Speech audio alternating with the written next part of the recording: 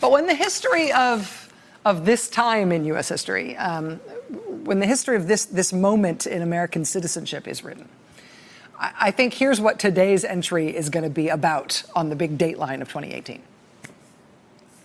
Just over 2 years ago, an urgent counterintelligence investigation was begun that related to the presidential election that year. Then CIA Director John Brennan has testified that foreign intelligence services had informed the CIA about contacts and communications indicating some kind of Russian involvement in the U.S. presidential election, and the possibility that people associated with the Trump campaign were being informed about those efforts, or they were otherwise in contact with the Russian operation.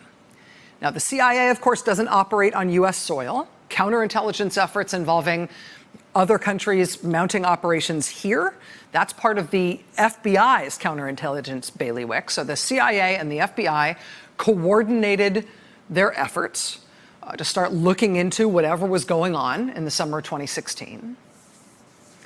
And it was, again, just over 2 years ago now that the FBI itself received information that an advisor to the Trump campaign had bragged to a foreign diplomat that the Russian government had hacked Democratic Party emails. And that boast to that foreign diplomat happened long before there was actually any public information circulating about the Russian government hacking Democratic emails. So the FBI realized there was something to go with there. The CIA had been advised by Allied intelligence services that there was something else to go on that seemed related. So it's just over 2 years ago, this counterintelligence investigation begins.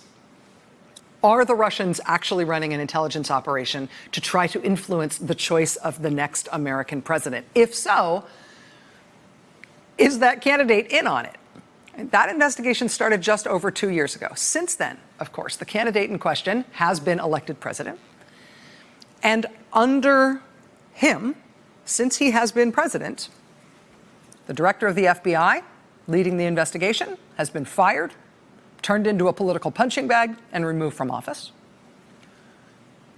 His top deputy, the number 2 official at the FBI, running the day-to-day operations of the FBI and the investigation, he too has been fired, turned into a political punching bag, and removed from office. Now, the head of the counterintelligence division at the FBI, the lead agent on that investigation, now today he has also been fired, turned into a political punching bag, and removed from office. The president has also threatened all 3 of them with being prosecuted themselves. Director, deputy director, head of the counterintelligence division, all gone, all blown up career-wise, right? All being threatened with being prosecuted themselves. And the Russia investigation continues to unspool, right? We've had the national security advisor plead guilty and become a cooperating witness. We've had the president's deputy campaign chair plead guilty and become a cooperating witness. We've had that Trump foreign policy advisor who piqued the interest of the FBI with his inside info about the Russian hacking operations, right? We've had him plead guilty too and become a cooperating witness. We'll actually have a little more on him coming up tonight. There's been some movement in his case. We've got another Trump foreign policy advisor formally named as an agent of the Russian government in multiple foreign intelligence surveillance wiretap applications. We've got the ongoing felony trial against the president's campaign chair. We've got pending felony criminal indictments against multiple alleged Russian agents and Russian military intelligence officers. We've got pitched legal battles now over the potential legal liability for other people associated with the president and for potentially testimony about them. People like Roger Stone and Michael Cohen, the president's longtime attorney. But one by one, even as all of that fruit has been born from this organization, from this investigation, one by one, the law enforcement and counterintelligence leadership actually in charge of the investigation that has led to all of this thus far, one by one, they have been peeling them off and destroying them in their careers. The director, James Comey, the deputy director, Andy McCabe, with Peter Strzok's firing today, that adds the head of the FBI's counterintelligence division to the list. And I think there's a couple different important consequences of that. And the first one is, frankly, about the president's personal legal liability in this scandal. Last June, after he was fired, FBI Director James Comey testified to Congress that President Trump had improperly pressured him about the FBI's open investigation into Trump National Security Advisor Mike Flynn. Now, at the time, Comey said he recognized the president's request to him concerning Flynn to be both improper and highly unusual. And so, according to his FBI training, he knew what to do next. He immediately wrote down what had happened in that conversation with the president. He wrote it up in memo form. He wrote it right after that conversation. He then shared the contents of the memo with senior FBI officials. So essentially, they could corroborate what he had said at the time about the interaction that he had just had. Who did you talk with about that? Lifting the cloud, stopping the investigation back at the FBI, and what was their response? Well, the FBI, during one of the two conversations, I'm not remembering exactly, I think the first, my chief of staff was actually sitting in front of me and heard my end of the conversation because the president's call was a surprise. And I discussed the lifting the cloud and the request with the senior leadership team, who typically, and I think in all these circumstances, was the deputy director, my chief of staff, the general counsel, the deputy director's chief counsel, and I think in a number of circumstances, the number 3 in the FBI, and a few of the conversations included the head of the National Security Branch. So that group of us that lead the FBI when it comes to national security. Who else could back me up on what happened there, right? And he gives this big list: the deputy director, the chief of staff, general counsel, deputy directors, chief counsel, head of the National Security Branch, the FBI's number 3 official, that would be the associate deputy director of the FBI. Right, if you don't speak the language of job titles in the FBI, it just seems like a lot of similar sounding adjectives, right? It seems like kind of a long and hard to remember list. But those are very specific people, and Comey knows who he told. And he was very clear about this. When questioned about it repeatedly, he was very clear. Here's who I told. Here's who my corroborating witnesses are. Who are those senior leaders at the FBI that you shared these conversations with?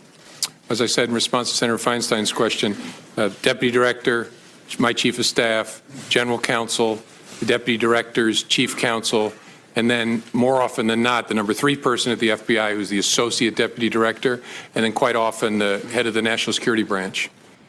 So to us, again, it just seems like a list of a lot of job titles that don't sound all that distinct, but when you compare what he said about it, it's consistent. This is who he told. He knows exactly who it was. Right? In Comey's telling, the president tried to interfere with the FBI investigation of National Security Advisor Mike Flynn. The president denies he did any such thing. But Comey has backup, right? Comey, with his FBI training, committed the president's exact words, he says, to writing right after that conversation happened. And then he told all these people, crucially, at the time, so they can corroborate what Comey said at the time about what happened, right? And these are not just job titles. There are specific people who had these jobs at the time in question, right? Comey and the corroborating witnesses for Comey in his account of what the president did. Well, it's taken them a little while to get all the way through this list, but the only one still there is David Bowditch, the one at the bottom there. He had been the number 3 official at the FBI, had been the associate deputy director. Now he has moved up to be number 2, not number 3 at the FBI. David Bowditch is apparently the one who personally directed today that counterintelligence chief Peter Strzok be fired, even though the FBI's Office of Personnel Management had decided that Strzok should be kept on. Bowditch, the FBI deputy director now, he's the only one left of all of the corroborating witnesses for James Comey's testimony. James Comey's testimony that the president leaned on him to shut down an open FBI investigation into the National Security Advisor. And with all of them, almost all of them, all picked off now, right? Who's going to back up James Comey? If the president leaning on the FBI director about that investigation is itself a matter of personal criminal liability for the president when it comes to obstruction of justice, well, who's going to back Comey up now? I mean, once you work your way through all the witnesses who might testify otherwise, well, then, of course, you're free to tell any story you want about what happened between the president and the FBI director. I mean, if all the corroborating witnesses have been picked off and blown up, who's left to say what happened there at all? Who's left to say otherwise now? Flynn. The president says he never told Comey that he should go easy on Flynn. I just want to be clear exactly what happened in that conversation with Comey about Michael Flynn. What exactly did President Trump say? There was no conversation about Michael Flynn. So you're saying that President Trump and James Comey never discussed Michael Flynn? That is what he will testify to if he's asked that question. That's what he will testify to, sure. I mean, who's going to contradict him? It has taken them a while to whittle down the list of corroborating witnesses to almost nothing, but they're getting there. And so, as one of the last Comey corroborating witnesses is getting publicly destroyed today, the president this weekend changed his public stance once again to start saying, yeah, that Comey conversation never happened. I never talked to him about Flynn. Who's to say otherwise? Who's left? When they fired former FBI counterintelligence chief Peter Strzok today, supposedly over his private text messages in which he expressed lots of negative political opinions about President Trump and lots of other politicians, too, they did so even though the Inspector General report on the matter found no evidence that Strzok ever took any action at the FBI to influence Donald Trump's electoral prospects or anyone else's electoral prospects either, even though he was better placed to do that than almost anyone else in the country. In the summer of 2016, I was one of a handful of people who knew the details of Russian election interference and its possible connections with members of the Trump campaign. This information had the potential to derail and quite possibly defeat Mr. Trump, but the thought of expressing that or exposing that information never crossed my mind. In firing Peter Strzok today, they have claimed their latest senior FBI scalp, the latest senior person associated with the origins of the Russia investigation. Firing Peter Strzok may have consequences for any potential obstruction of justice case against the president.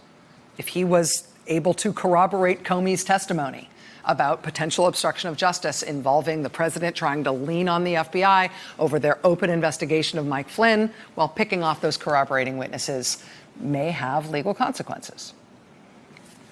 On a personal matter, they also destroyed the career of the man who was literally the senior person in the U.S. government in charge of investigating foreign governments mounting intelligence operations against the United States on U.S. soil. When it came to this Russian intelligence operation to mess with us in our own country, Peter Strzok was there from the beginning.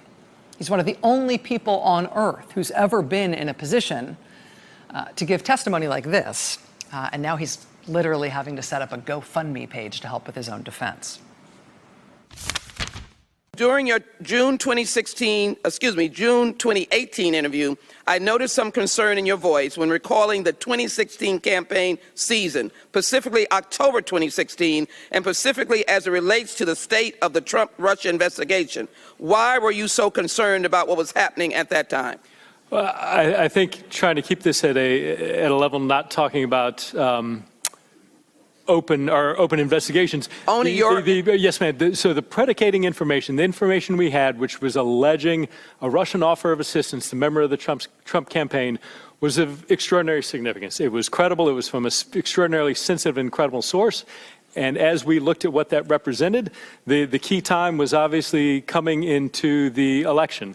And so for us, there was absolutely a need to, one, this was a serious allegation, two, of extraordinary gravity, and three, given the fact that the election was upon us and that if, in fact, then candidate Trump were elected, that whether he or certainly more likely or possibly members of his campaign were actively working with the Russians, we needed to get to the bottom of that. It could be that none of them were. It could be that some, or it could be on a far worse scale, but the urgency for us to understand what was going on in advance of the election and certainly in advance of any inauguration, I can't overstate the importance of that. At the time of those happenings that he was describing right there, Peter Strzok was the #1 official at the FBI in charge of counterintelligence. Today he was fired. Joining us now is Congressman Jim Himes. He's a Democrat from Connecticut. He's a member of the House Intelligence Committee. Congressman, thanks very much for being with us. Really appreciate it. Good evening, Rachel. Good evening. Peter Strzok has been a political punching bag for a year now, for a long time. What do you make of his firing today? Was this an inevitability once he became a political punching bag? His lawyer today is suggesting that the reason he was removed was not because of FBI procedure, but because of politics. Yeah, no question about it, Rachel. I mean, look at the fact pattern here. The internal disciplinary unit at the FBI recommended that Peter Strzok be demoted and suspended for 60 days. That was set aside to fire the man. Remember back to the firing of Andrew McCabe, who the night before he was to qualify for his first pension is fired. Remember that the president admitted that he fired Jim Comey because of the Russia pressure, as he put it. It is very clear that this president is engineering a fear campaign within the FBI, saying anybody who is going to stand up against me, anybody who might testify against me, their career will suffer. And it's a little hard to know exactly what's happening, right? I don't know if this is Director Wray who is coordinating this or the Attorney General. And it's even possible to imagine that they're trying to appease the president in order to keep him from firing Bob Mueller or in order to keep him from firing the Deputy Attorney General Rod Rosenstein. But whatever is happening, it is pretty clear that this is a performance that has an audience of one, and that one individual sits in the Oval Office. Now that we have seen the firing of Director Comey, the firing of Deputy Director Andrew McCabe, firing of the chief of the Counterintelligence Division, Mr. Strzok, I mean, 3 usually makes a pattern in the news. In terms of oversight of the Justice Department and the FBI, and the question of whether or not this pattern of dismissals and pattern of sort of persecuting these FBI officials publicly in addition to taking these disciplinary actions toward them, is that the sort of thing that you'd expect Congress to be looking into? Well, you would expect it. But of course, the Congress, the place that I work, is actually in league with the president in trying to damage the credibility of the Department of Justice and trying to damage the credibility of Deputy Attorney General Rosenstein, the FBI. We've now spent a year as Democrats in the minority trying to stand up for these institutions that people like Mark Meadows and Jim Jordan, and remember, those 2 guys wanted to impeach the Deputy Attorney General because he refuses to provide information on an ongoing investigation. This is all part of a campaign pointed at doing 2 things. Number one, and most importantly, trying to pre-butt the Mueller investigation conclusions. And I must say, if you look at the polling, they've sort of succeeded. Whatever Mueller comes out with, the president will follow that up with a tweet saying, "I told you so." It's the 19 or whatever the number is now, Democrats and angry Bob Mueller, in order to damage the credibility of this investigation, and of course to instill fear in the ranks of the FBI. That's the only way you can explain the override of the recommended punishment for Peter Strzok. The only way you can explain McCabe being fired literally the evening that he was about to get his full pension. It is a campaign of delegitimizing the organization and of trying to send a signal to senior people that you better get on board with this president. What's the cure to what's the cure to that? If that is what's happening here, if it's an effort to, as you say, pre-butt the findings of the Mueller investigation ultimately, to delegitimize the FBI, to delegitimize the rule of law and the justice process, particularly when it comes to this issue of counterintelligence and criminal liability, what's the cure for that for us as a country? In any normal world, the cure would actually be, as you sort of implied, the cure would be the Congress. The cure would be Republicans in the Congress standing up and saying, hey, I get that this president is of my party, but I also know that the FBI and the Department of Justice and the CIA and you name it is comprised of people who are enormously talented and enormously patriotic. And I'm going to stand up and say, no, Mr. President, you are not going to use, in order to sort of defend your fantasies and your witch hunt beliefs, you are not going to damage these institutions, which are so important to the safety and national security of this country. That, of course, is not going to happen. And so, sadly, I think the answer is that it's going to take us a long time.